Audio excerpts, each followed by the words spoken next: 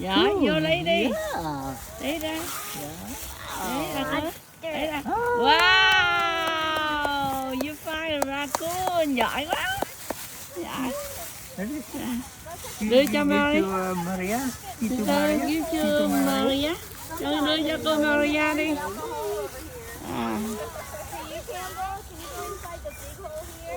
Ủa, cô Maria chỗ này nè, Archie. Archie, give to Maria. Maria.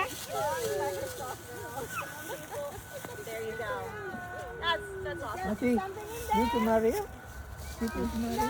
Okay, go check that out. Is there an animal? Give to Maria. Give to Maria. Give to Maria. Give to Maria. Cho đưa cho Maria đi, giỏi. Give Cho to Maria. Maria. Ổng muốn vậy. Nice. Hazel, you want to try going in? Để cho cô Maria.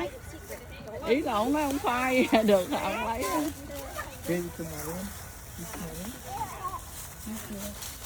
Give to Maria. Oh, you found it, Ruth. You found a raccoon. Hello, raccoon. Is it inside the log? Is it in the log? He's not giving it up. That's why I have some. He hid it and found it about 5 times. Perfect. Give to Maria. That's perfect. Oh, look at you. Yes, you made it like a puppet. Come and say hi to me. You did it. You're good.